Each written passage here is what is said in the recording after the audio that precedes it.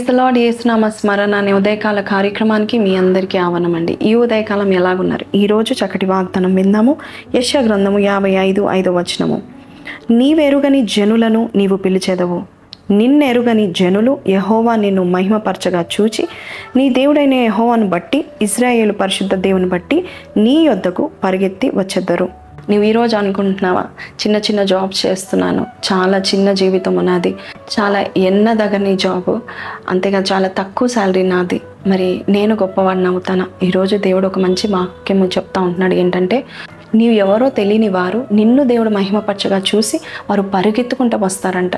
చూడండి, దావీదు కూడా గొర్రెల కాపరిగా ఉంటూ కొండల మధ్యలో సితార వాయిస్తూ ఉంటున్నాడు.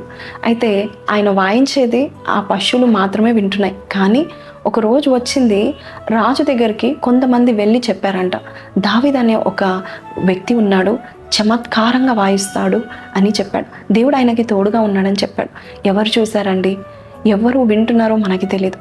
కానీ దేవుడు ఒకవేళ నిన్ను మహిమపరిస్తే కానీ మనుషులు నీ యొద్దకు పరిగెత్తుకుంటూ వస్తూ ఉంటారు. అందుకే ఒక్క విషయంలో నువ్వు నమ్మకంగా, చిన్న జాబ్ అయినా నువ్వు నమ్మకంగా చేస్తూ ఉంటుండగానే మనుషులను దేవుడే తీసుకొస్తూ ఉంటాడు. వారు పరిగెత్తుకుంటూ వచ్చి నీ దుమ్మును, నీ ధూళిని, నీ కాళ్ళను నాకుతారనే వాగ్దానం కూడా బైబిల్లో మనం చూస్తూ ఉంటున్నాం. ఈరోజు నీవు ఎటువంటి స్థితిలో ఉన్నా, ఎటువంటి హీన స్థితిలో ఉన్నా, రాజులను, రాజ్యాలను నియమించే దేవుడు నీ పక్షాన ఉన్నట్లయితే నిన్ను మహిమపరచడానికి ప్రత్యేకంగా నిన్ను పిలిచి అందరూ కూడా నీ యొద్దకు పరిగెత్తుకునే వచ్చేలాగా ఆయన చేస్తాడు. సో గుర్తుపెట్టుకోండి, దేవాది దేవుడు నిన్ను పెద్దదాని కొరకు సిద్ధం చేస్తూ ఉంటున్నాడు.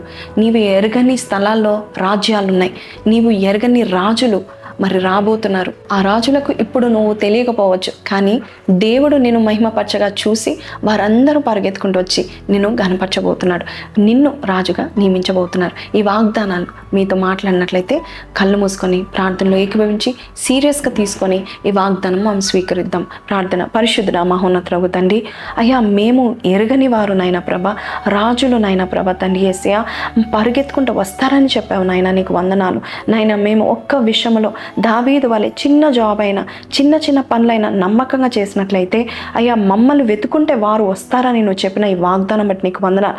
నమ్మకత్వాన్ని నాయన మేము హత్తుకొని నాయన నీకు ఇష్టానుసారమైన జీవితం మాకు దయచేయమని, త్వరలోనే ఒక పెద్ద స్థానంలో మమ్మల్ని నిలబెడతామని చెప్పిన ఈ హామీని బట్టి, ఈ వాగ్దానాన్ని బట్టి నీకే వందనాలు తెలియపరుస్తూ మేము స్వీకరిస్తూ నజరేయుడైన యేసు పరిశుద్ధ నామమున అడిగి పెట్టుకుంటున్నాం తండ్రి, ఆమెన్.